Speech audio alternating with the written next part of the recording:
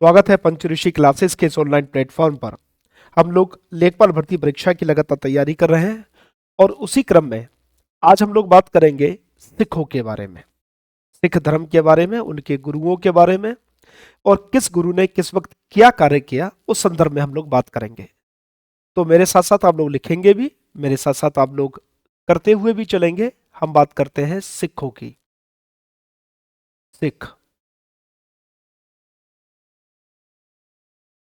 सिख धर्म में सबसे पहले जो संत हुए थे उनका नाम था गुरु नानक देव। तो पहले गुरु नानक देव के बारे में बात करेंगे, फिर धीरे धीरे करके सारे गुरुओं के संदर्भ में बात करेंगे। गुरु नानक देव का जन्म तलवंडी नामक स्थान पर हुआ था। ननकाना स्थान है पाकिस्तान में। तो इनका जन्म पाकिस्तान में हुआ था, तलवंडी नामक स्थान पर जन्म हुआ था। तलवंडी नामक स्थान पर कहां पर है ये? पाकिस्तान में।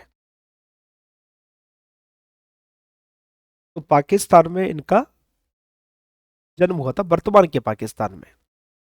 इनकी मृत्यु जो हुई थी वो करतारपुर करतारपुर कॉरिडोर बना हुआ है, आपको मालूम है, और ये भी पाकिस्तान वाले क्षेत्र में है, करतारपुर। प्रश्न जो बनकर आता है वो आता है कि गुरु नानक देव किसके समकालीन थे? तो ये इब्राहिम लोदी के समकालीन थे। लिखेंगे ये इब्राहिम लोदी के इब्राहिम लोदी के समकालीन थे। प्रश्न यही आता है, समकालीन थे।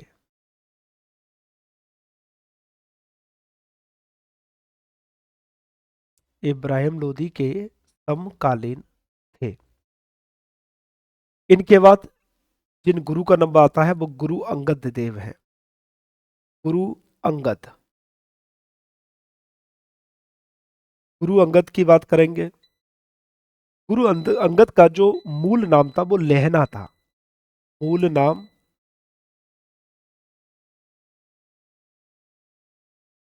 लेहना।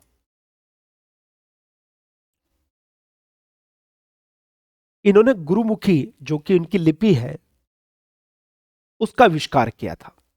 तो गुरुमुखी लिपि का आविष्कार किया। आप लोगों ने गुरुद्वारे पर लिखी हुई देखी होगी।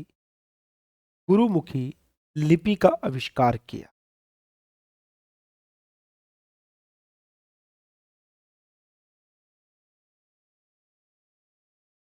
गुरुमुखी लिपि का आविष्कार इन्होंने ही किया।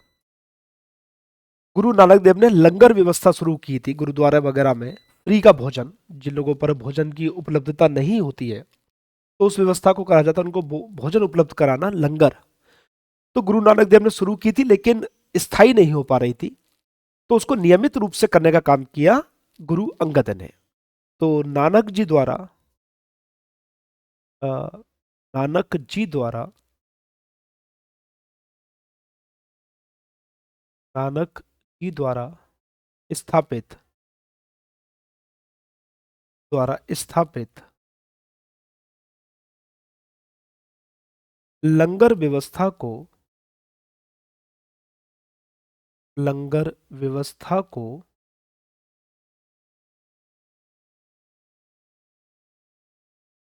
स्थायी किया या नियमित किया। रोज होगा फिर, को नियमित किया। ये गुरु नानक देव के बारे में बात रही। अब हम आगे बात करते हैं गुरु अमरदास के बारे में। गुरु अमरदास गुरु अमरदास अकबर के समकालीन थे और इन्होंने गोइंदवाल में, एक स्थान है गोइंदवाल में, अपनी गद्दी स्थापित की थी। गोइंदवाल की गद्दी का महत्व है अपना। तो सबसे पहले तो अकबर के समकालीन थे। कभी कभी आ जाता है कि निम्न में से कौन से अकबर के समकालीन थे? तो गुरु अमरदास अकबर के समकालीन थे। दूसरा, गोंदवाल में गद्दी स्थापित की।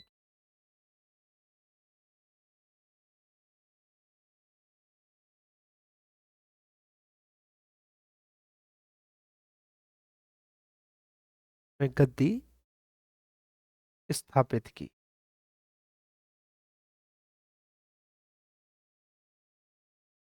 अब गुरु अमरदास के बाद हम बात करेंगे गुरु रामदास की।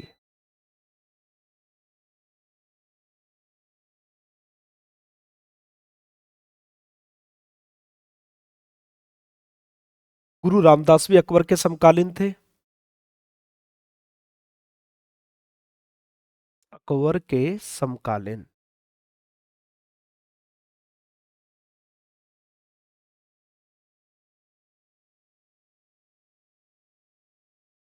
दूसरा, इन्होंने गुरु रामदास ने अमृतसर नामक शहर बसाया, जो हम लोग आज जानते हैं कि वहां पर गोल्डन टेम्पल है, स्वर्ण मंदिर है।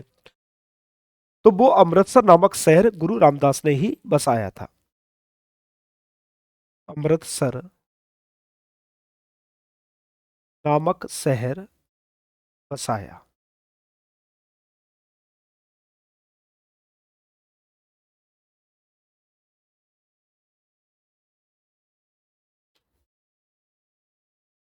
गुरु रामदास के बाद हम बात करेंगे गुरु अर्जुन देव की।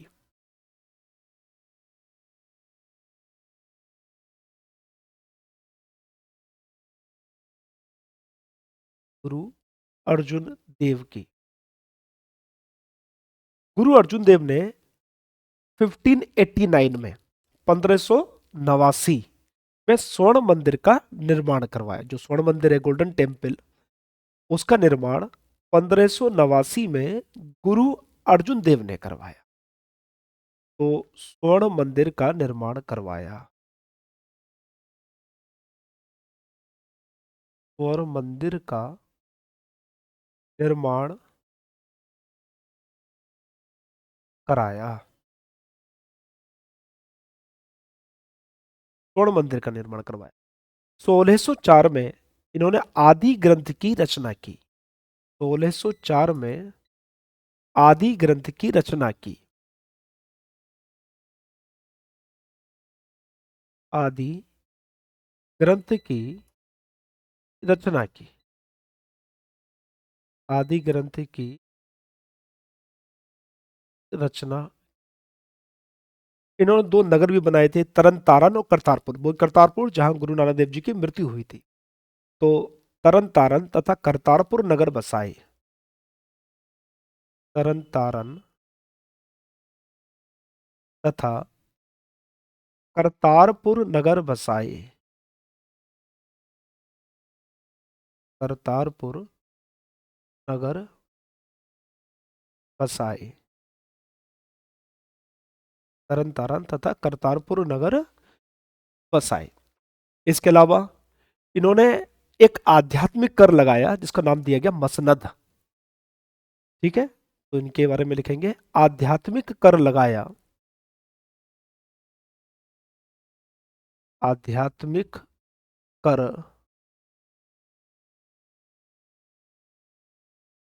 का नाम था मसनद। मसनद लगाया। ये कितना था? आय का 10%। कुल आय का 10%।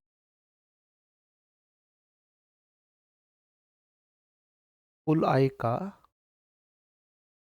10% था। 1606 में इन्होंने क्या किया था कि खुसरो का समर्थन किया। इसके कारण जहांगीर ने इनको मृत्यु दंड दिया था। खुसरो का समर्थन करने के कारण, खुसरो का समर्थन, खुसरो का समर्थन करने के कारण, करने के कारण जहांगीर ने,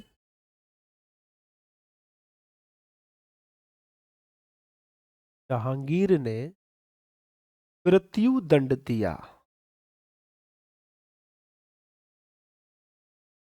जहांगीर ने क्या दिया? इनको मृत्यु दंड दे दिया। इसके बाद बात करते हैं हम लोग हरगोविंद की। हरगोविंद। हरगोविंद, इन्होंने अकाल तख्त का निर्माण करवाया। जो स्वर्ण मंदिर में है अकाल तख्त, उसका निर्माण करवाया। अकाल तख्त का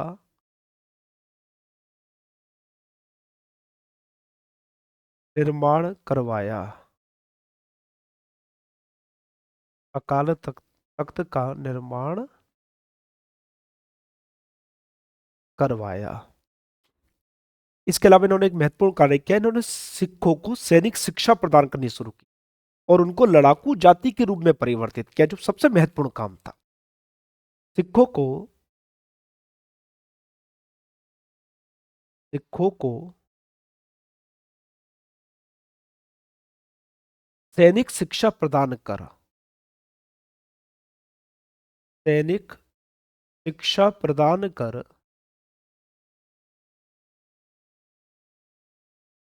सैनिक शिक्षा प्रदान कर लड़ाकू जाति के रूप में परिवर्तित किया। लड़ाकू जाति के रूप में लड़ाकू जाति के रूप में परिवर्तित किया। लड़ाकू जाति के रूप में परिवर्तित किया। उसके बाद गुरु हरराय हुए, उसके बाद गुरु हरकिशन हुए। इन लोगों ने कोई महत्वपूर्ण ऐसा कार्य नहीं किया कि जिसको इतिहास याद कर सके या इतिहास में जिसको लिखा जा सके। लेकिन नाम लिख देते हैं। इनके बाद गुरु हरराय आए। गुरु हरराय, उसके बाद गुरु हरकिशन।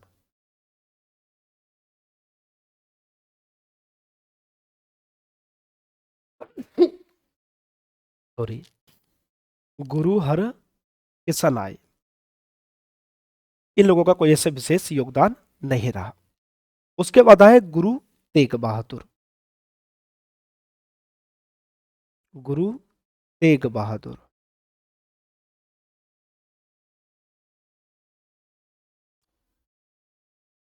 शीशगंज गुरुद्वारा आपको याद होगा, दिल्ली में 1675 को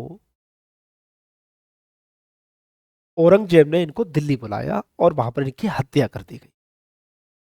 औरंगजेब ने, शीशगंज गुरुद्वारा चांदनी चौक के सामने है, औरंगजेब ने दिल्ली बुलाया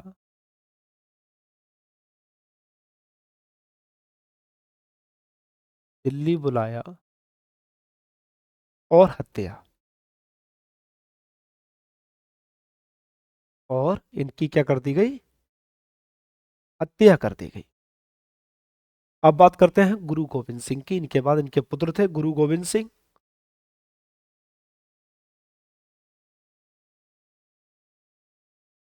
गुरु गोविंद सिंह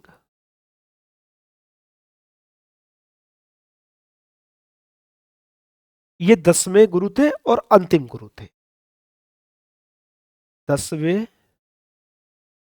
और अंतिम गुरु। इसके बाद कोई फिर गुरु प्रथा समाप्त हो गई। और अंतिम गुरु, इसके बाद गुरु गोविंद साहब को ही अपना गुरु मानने लगे। 1699 में इन्होंने खालसा पंथ की शुरुआत की। खालसा पंथ की शुरुआत की। खालसा पंथ की शुरुआत। ये जितने अच्छे योद्धा थे उतने अच्छे नाट राइटर भी थे। इन्होंने कृष्ण अवतार कृष्ण अवतार और विचित्र नाटक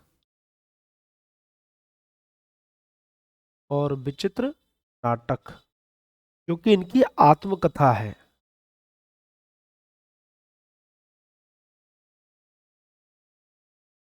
ये दो इन्होंने लिखे ग्रंथ लिखे। 1708 में नांदेड़ महाराष्ट्र में इनकी मृत्यु हो गई। 1708 में नांदेड़ प्रसिद्ध स्थान है सिख धर्म का। नांदेड़ महाराष्ट्र में, कहां पर है? महाराष्ट्र में।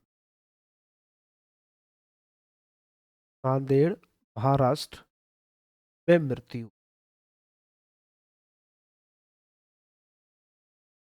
में मृत्यु। अब इसके बाद जो गद्दी व्यवस्था थी, गुरु गद्दी की व्यवस्था थी, वो समाप्त कर दी गई। फिर गुरु ग्रंथ साहब को ही अपना गुरु माना जाने लगा। ठीक है, तो ये बात रही सिख धर्म की, और सिख धर्म के बारे में हम लोगों ने बात की। अगली कक्षा में हम आगे मिलते हैं और अन्य चीजों का अध्ययन करेंगे। धन्यवाद।